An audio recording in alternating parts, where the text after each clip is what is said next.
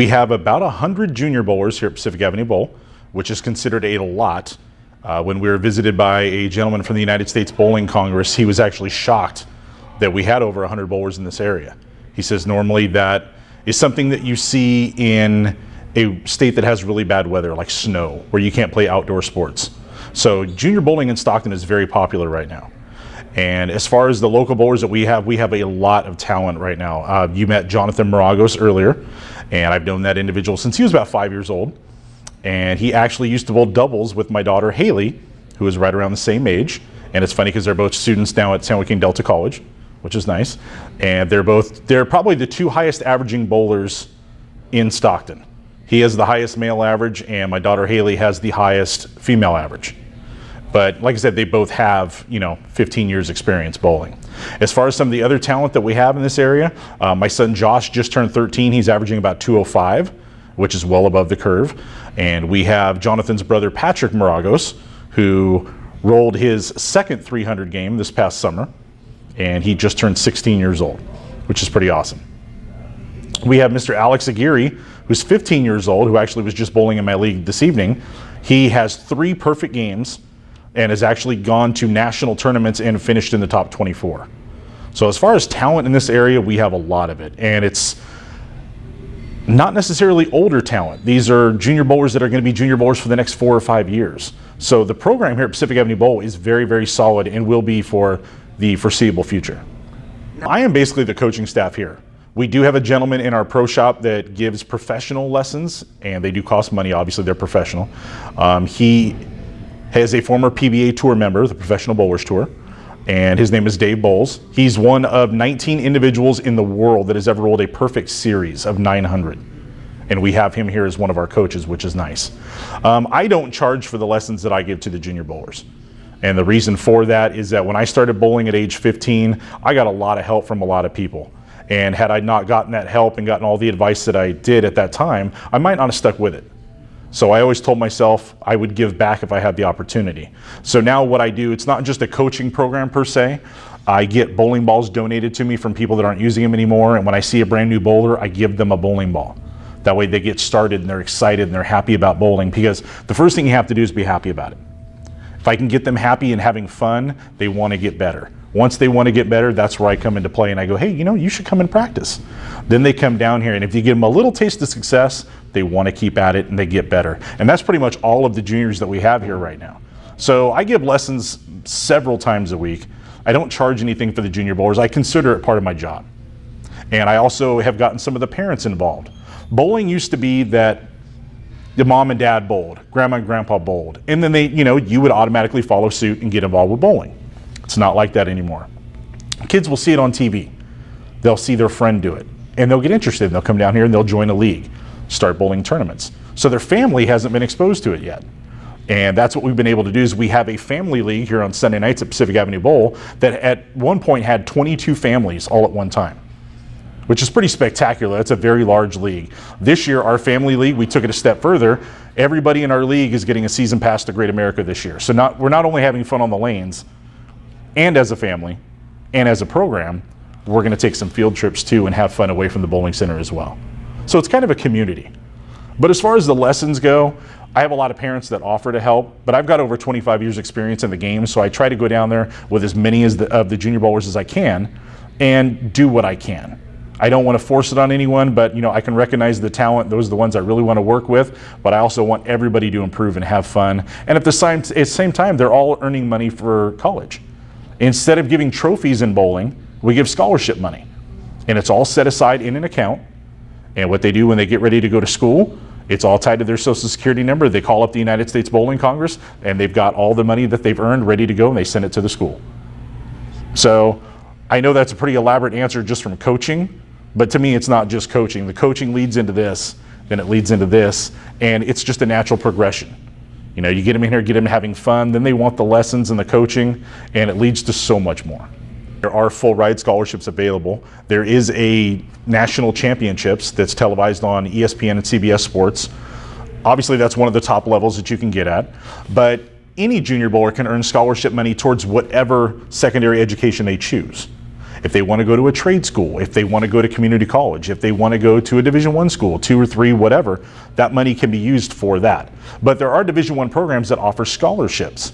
And at those collegiate tournaments, there are scouts for Team USA. And so for people in that age group, they actually have a chance to go and represent their country as well as their college and their individual program that they came from. So there's a lot available for junior bowlers.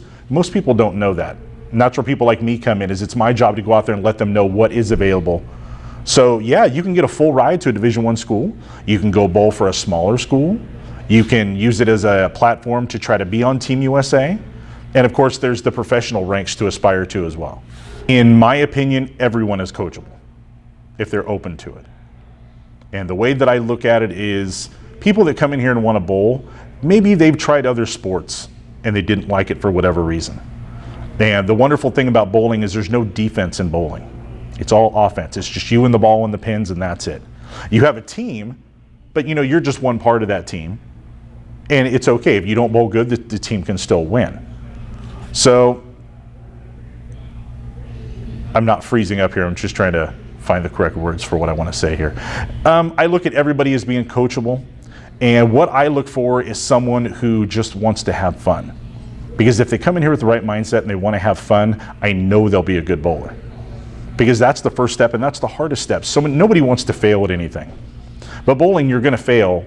You can do everything perfect and still not get a strike. So there's other parts of the game that you have to work at. So I look for people that want to have fun. I look for people that maybe don't like aggressive sports and they just want to come here and chill and have a good time and throw the ball. And that's where I think a lot of my junior bowlers come in. They didn't like how aggressive football maybe was. They didn't like the team aspect of baseball, because it takes 9 players to get anything done in the game. They don't like to run. They don't want to play soccer. But they come in here. There's no rainouts in bowling. The weather is always nice. The music always sounds good. And you come here, you see the same people. The atmosphere is the same. You can travel around if you want to, or you can just stay in one bowling center if you want to. Bowling is whatever you make it. That's what I love about the game. We have one junior bowler who I've known since he was basically out of the crib, and his name is Armando Godoy, and he is now bowling for McKendree University in Illinois, and they're one of the strongest bowling programs in the United States. They're always contenders for the national championship. He did get a partial scholarship to go to school, but I think he had somewhere around $16,000 in an account that he had earned for bowling over the years. And I believe he is 22 years old, and he has somewhere around 3,300 games. His average is around 240, which is very, very high, probably higher than anybody in the center right now. And he's at McHenry University right now bowling with his team.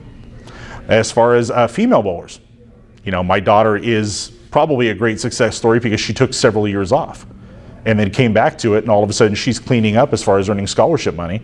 If she wanted to go bowl for a Division I school right now, she probably could. She would get recruited and she would get picked up. She's gone and won tournaments all over California, Nevada, and we have another individual by the name of Sierra Cleveland, who was just kind of a mediocre bowler when she bowled here at Pacific, took it to the next level when she went away to college. And she's bowling for a Division I school. I'd give you the name, but it slips my mind right now because I haven't talked to her in a couple of years, and she doesn't keep in contact with me, which bugs me. But we've had several bowlers go on to like very, very large bowling programs, Division I, and a couple of them have been on ESPN, CBS Sports. I mean, we've had a lot of talent in this area, and we've been a little spoiled. That's okay, though. I'll take credit for all of it. Dave, can you tell me a little bit about the bowlers here? Which ones do you think have the most potential to move on going forward into the Division I programs? Wow, so many right now because our program is so young. And by our program is young, I mean that you can bowl as a junior bowler until you're 20 years old. So normally you'll have some programs that have some really good bowlers, but they're all 18, 19, 20, which means they're going to age out within a year or two. Right now, the average junior bowler in our program is probably at 14 or 15. So we're going to have them for the next 5-6 years, which is wonderful. With the amount of talent we have now, 5 years from now, it's going to be incredible. We're going to have probably one of the top programs in the country. But as far as right now, Alex Aguirre, 15 years old, he will be on the professional tour by the time he's 20. He's that good. My daughter Haley, if she wanted to go out on the professional women's tour right now, she could. Like I said, if she chooses to bowl the next 2 years for a Division I school, she'll get picked up. I'm not quite sure if that's the journey she wants to take. Jonathan Maragos, same thing. If he wants to get picked up by D1 school, he will. I already mentioned Armando Godoy, who is bowling for McKendree University. And I believe we've got Patrick Maragos, Jonathan's younger brother, who is 4.0, and he averages 200. He's got 2 perfect games, and he just turned 16. So by the time he's ready to go, he'll have his choice of where he wants to go. And then after that, I've got 13 and 14-year-olds that are just star-studded. By the time that they're at recruitment age, they'll have their choice of where they want to go.